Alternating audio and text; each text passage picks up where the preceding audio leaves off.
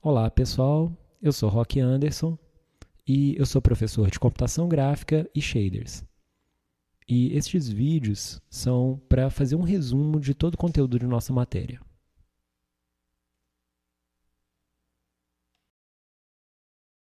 Eu sou Roque Anderson, professor de computação gráfica, de tonalizadores, shaders e efeitos especiais.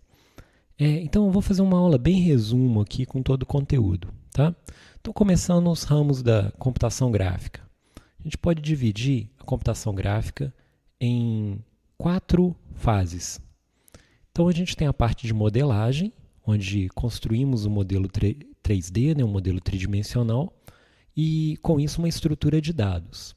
Essa estrutura de dados ela pode passar por um processo de síntese que transforma essa coleção de dados em uma imagem, tá? Uma imagem bidimensional, na maioria das vezes. Há uma área também de processamento de imagem, que se trata essa imagem 2D, colocando efeitos, modificando, fazendo algum processo em cima dessa imagem. Uma outra área seria transformar essa imagem 2D de novo, num modelo geométrico, né? Um modelo tridimensional. E isso, extrair informação de uma imagem 2D é responsabilidade da visão computacional. Então aqui a gente visualiza cada etapa, né? No caso da modelagem, a entrada de dados é uma imagem. Então, por exemplo, quando a gente está modelando, a gente tem como referência uma imagem e a gente faz dessa imagem uma descrição. A gente transforma isso numa coleção de vértices e de dados que representam aquela imagem. Já na síntese de imagem, esses dados são processados, então a entrada é a descrição, né, uma coleção de informações, e a saída é uma imagem. O processamento de imagem, a entrada é uma imagem e a saída também é uma imagem. Então, quando a gente trabalha com Photoshop, um Paint, um GIMP, né, algum programa para tratamento de imagem, a entrada é uma imagem e a saída também é uma imagem. E a visão computacional ela tem como entrada uma imagem e a saída são essas medidas, essas descrições de vértices e formas que geram um modelo 3D. Normalmente a gente chama de computação gráfica essa parte de síntese, mas todas essas são áreas da computação gráfica. A modelagem ela é utilizada geralmente para profissionais que trabalham, né, na criação de modelos tridimensionais e utilizam geralmente softwares como Blender, Maya, 3D Studio Max, SolidWorks, SketchUp, enfim. A computação gráfica, ela no caso a síntese de imagem, ela trabalha geralmente com APIs que traduzem essas informações modeladas para uma imagem gerada, né, artificialmente. Normalmente, as bibliotecas que fazem esse trabalho são OpenGL, DirectX, Vulkan, V-Ray, entre outros. O processamento de imagem é aquela manipulação de uma imagem 2D e transformando isso em alguma imagem tratada 2D também. O GIMP, Krita e Photoshop são softwares utilizados por profissionais dessa área. A visão computacional geralmente também é uma biblioteca, como a de renderização, né, de computação gráfica, e ela utiliza, né, da imagem 2D para transformar em modelo. Né? É utilizado também em imagens de câmeras, né, para detectar movimento ou identificar situações, identificar rosto, enfim, outras coisas desse tipo. Uma biblioteca muito comum é OpenCV. Mercado. O mercado que envolve computação gráfica, o mercado cinematográfico, de desenhos, né, de tratamento de imagens e efeitos especiais, de animação, de arquitetura e engenharia, visualização científica e simulação de eventos, medicina e exames não invasivos, treinamento e simulação e, é claro, jogos digitais. História. A história da computação gráfica ela é bem grande, relacionada que tudo que tem a ver com geometria, matemática e a parte de cinema, de computação, tudo isso está envolvido dentro da computação gráfica. Então, vamos começar ali por volta de 500 anos antes de Cristo, com Pitágoras.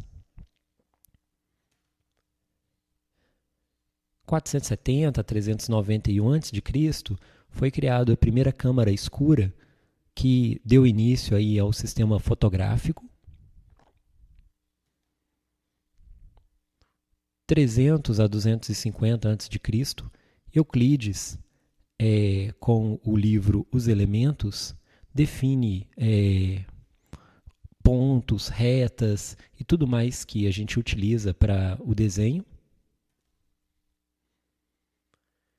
1300, a gente já observa o aparecimento de muitas obras artísticas que tentam representar o realismo, mas a gente percebe a ausência de perspectiva. Então, esse quadro retrata bem isso. Em 1425, Filippo, um arquiteto italiano, começa a utilizar em seus projetos a noção de perspectiva, que começa a aparecer também na arte. A gente consegue perceber aqui a noção de profundidade e ponto de fuga.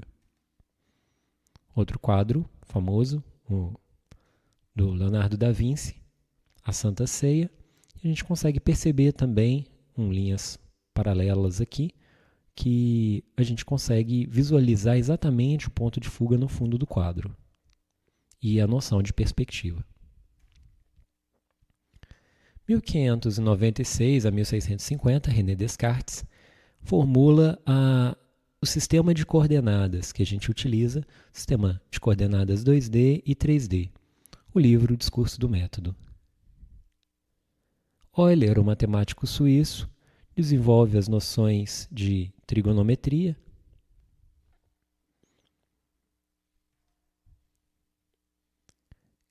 Gasparet Monge, matemático francês, desenvolve as ideias de desenho técnico, aquele desenho que a gente utiliza, por exemplo, para representar a arte do modelo 3D.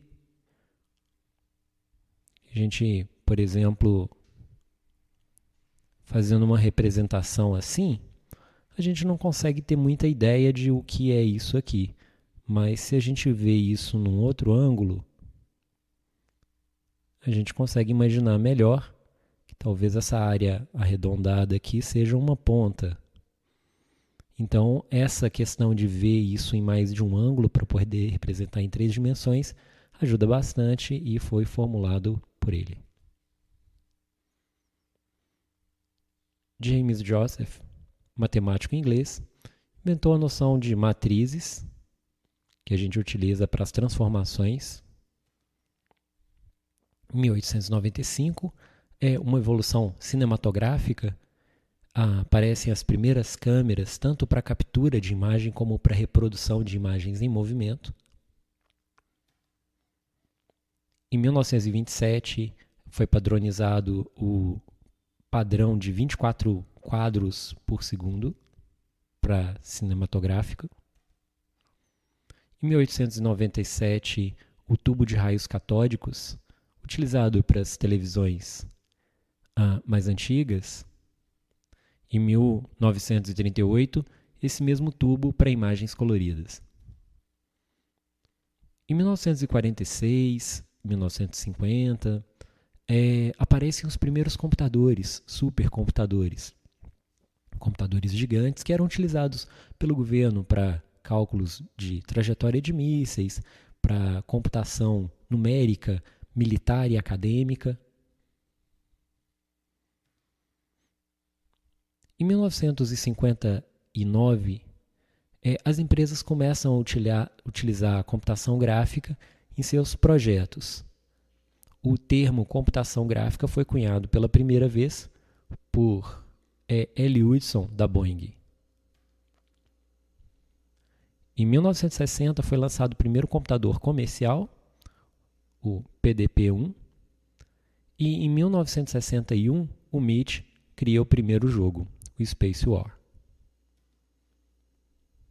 Em 1963, dispositivos interativos como o mouse e o surgimento de sistemas de CAD para desenho de modelos usados na arquitetura e na engenharia. Várias outras descobertas e evoluções ocorreram durante vários anos até os anos atuais. Não vou citar todos para não prolongar muito. A evolução da computação gráfica. Aqui a gente consegue ver as fases. Então, o desenho começou muito simples, utilizando o sistema de arames. Depois, coloração, cálculo de linhas visíveis e áreas sobrepondo as linhas. Iluminação ambiente. Iluminação difusa, já aparece sombra.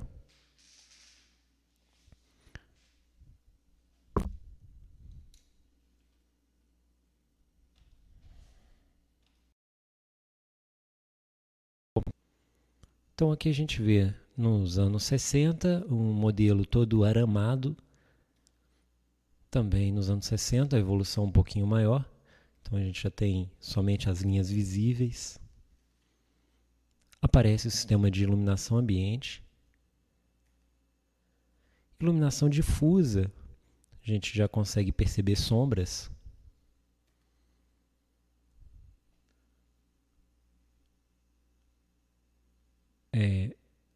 Anos 70, que a gente consegue ver sombras mais detalhadas.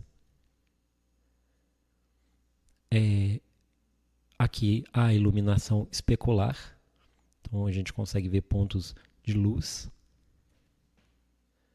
Coloração de Phong, que mistura tanto sombra como iluminação e reflexão. Suavização de curvas, que a gente percebe que os modelos são curvos e não quadrados como nos modelos anteriores.